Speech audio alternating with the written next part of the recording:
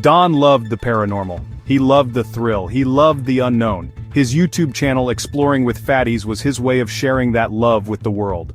Don, with his black hair peeking out from under his black baseball cap, his black beard thick and full, wasn't afraid of anything. Well, almost anything. Spiders still freaked him out. He always wore his black hooded jumper, a comforting shield against the darkness he sought.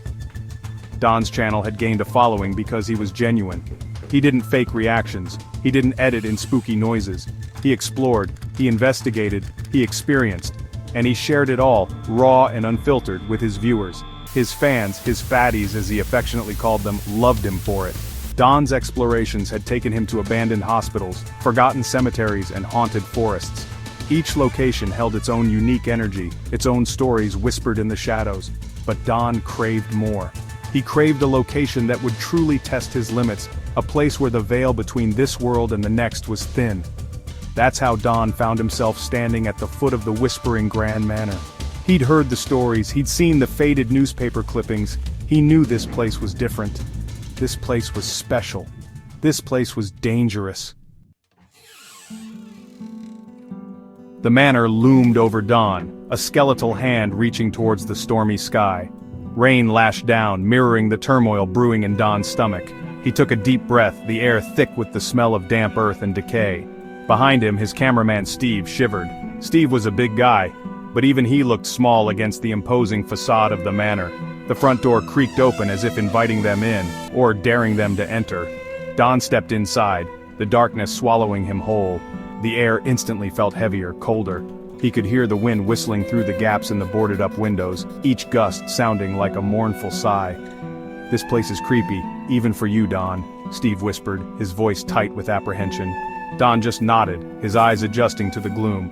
He could make out the faint outline of furniture draped in dust sheets, the remnants of a life lived and lost. The grand staircase stood before them, its once polished wood now cracked and splintered. Don raised his camera, the red light a tiny beacon in the oppressive darkness. "They say the family who lived here, the Blackwoods, never left," Don murmured, his voice echoing in the cavernous hall. "They're still here, trapped between this world and the next." Don and Steve ascended the grand staircase, each step creaking a mournful lament. The air grew noticeably colder, sending shivers down Don's spine. He could feel the hairs on the back of his neck standing on end. Something wasn't right. They reached the landing, the air thick with an oppressive silence. Suddenly a sound pierced the stillness, the high-pitched giggle of a child. It echoed through the hallway, chilling them to the bone. Don's blood ran cold. There was no way a child could be here. He whipped around, his camera light darting across the hallway, searching for the source of the laughter. There, at the end of the hallway, sat a rocking chair. It was moving, slowly rocking back and forth as if an unseen force was pushing it. But the hallway was empty. "Did you hear that, Steve?" Don whispered, his voice tight with a mixture of fear and excitement. Steve, pale as a ghost, could only nod, his eyes fixed on the rocking chair.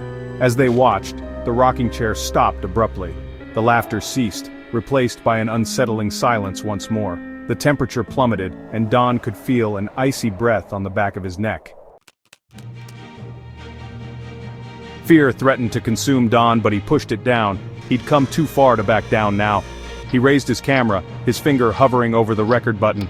"Whatever's here, show yourself," he called out, his voice echoing in the stillness. The only answer was the sound of his own voice bouncing back at him. The rocking chair sat motionless. Don took a step forward, then another. He had to see what, or who, was responsible for that chilling laughter. As he approached the rocking chair, he felt a cold spot settle over him. The air grew heavy, making it difficult to breathe. He could feel his heart pounding in his chest. But still, he pressed on. Reaching the rocking chair, he slowly peered over the top. It was empty, but as he did, he felt a presence behind him. A cold, unseen hand brushed against his neck, sending a wave of goosebumps down his spine. Don spun around, his heart racing. He was met with emptiness. The hallway was deserted, but he could still feel it, the lingering chill of an unseen presence. Whatever had touched him was gone. "Did you feel that?" Don asked, his voice shaky. Steve just stared at him, his eyes wide with terror. He nodded slowly. He had felt it too. Don knew then that the Whispering Grand Manor was no ordinary haunted house. This was something different. Something more. This was a place of true darkness, and he was just scratching the surface. As Don and Steve made their way out of the manor, the storm raged on. But even the fury of the storm couldn't drown out the whispers that followed them. Whispers that seemed to call Don's name, beckoning him back to the darkness. Whispers that hinted at a new adventure, one that promised to be even more terrifying, even more dangerous. Don knew he couldn't ignore the call. He would be back.